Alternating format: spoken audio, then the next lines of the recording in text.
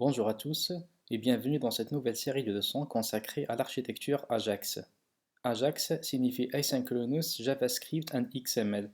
Il ne s'agit pas d'une technologie à part, mais un groupement d'un certain nombre de technologies et langages exécutés ensemble dont le principal pilier est le langage JavaScript. En effet, Ajax c'est du JavaScript exécuté sur le client, mais qui sollicite les services d'autres technologies comme XML, JSON, etc.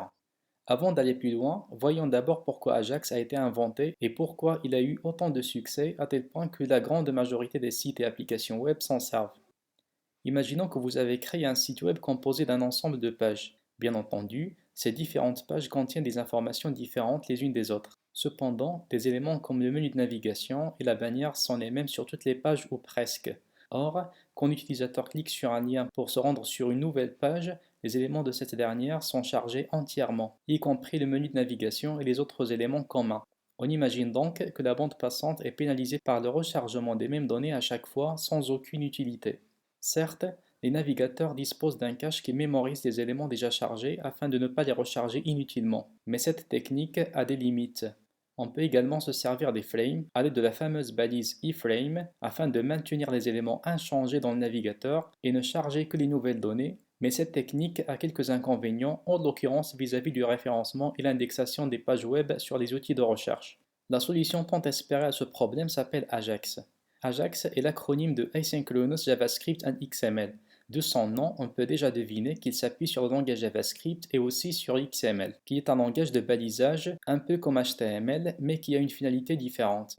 Il s'agit d'un assemblage de technologies qui permettent d'interroger le serveur web et importer les nouvelles données qui seront ensuite intégrées à la page courante, sans que celle-ci ne soit rechargée entièrement. Donc, seules quelques zones de la page en question sont rafraîchies par de nouveaux contenus, ce qui constitue une économie importante des données échangées entre le serveur et le client. Mais ce n'est pas tout. En effet, le terme asynchronous ou asynchrone fait allusion aux requêtes HTTP qui par défaut sont passées dans le mode synchrone. En effet, dans le mode synchrone, si une requête est passée au serveur suite à un clic sur un hyperlien ou un bouton d'un formulaire par exemple, alors la page web est figée et aucune autre action ne peut être menée dessus jusqu'à ce qu'une réponse parvienne du serveur. On parle donc de requêtes bloquantes. C'est ce qui arrive quand vous cliquez sur un lien et que votre connexion est un peu lente.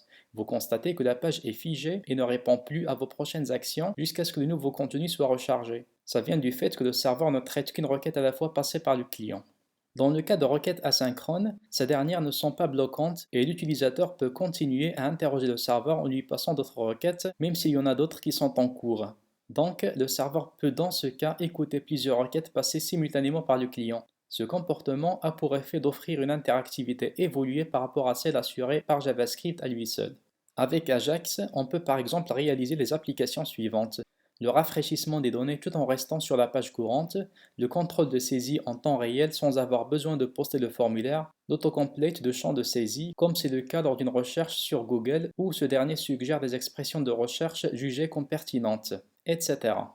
Comme je l'ai mentionné il y a quelques instants, Ajax s'appuie sur le langage JavaScript pour le traitement et l'interface DOM afin d'extraire les données à traiter et cibler le container qui est destiné à les accueillir. Mais JavaScript à lui seul n'est pas suffisant, car il faut aussi le HTML et le CSS pour l'intégration et la présentation. Et par-dessus tout, il faut les données elles-mêmes. Ces données peuvent parvenir du serveur sous format XML ou JSON, mais ils peuvent aussi parvenir sous format texte ou HTML.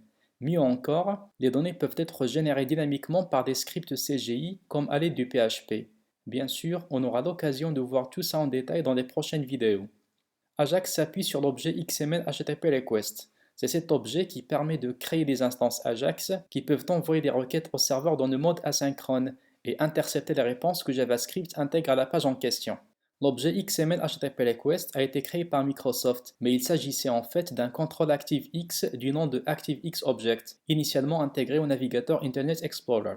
Les autres navigateurs utilisent cet objet sous le nom de XML HTTP Request jusqu'à ce que W3C le propose en tant que standard sous ce nom. Donc, désormais, l'implémentation de cet objet se fait sous le nom de XML HTTP Request sur tous les navigateurs actuels. Néanmoins, dans les codes que nous allons éditer lors des prochaines vidéos, nous allons également prévoir le contrôle ActiveX pour que Ajax fonctionne aussi sur les anciens navigateurs de Microsoft.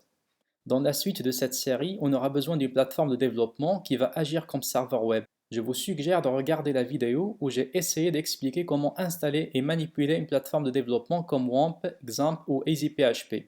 Il faut également être à l'aise avec le langage JavaScript, l'interface DOM et avoir un minimum d'acquis en HTML et CSS. Pour ce qui est du XML ou JSON, on verra ensemble comment s'en servir pour en extraire les données. Merci pour votre attention et à la vidéo prochaine.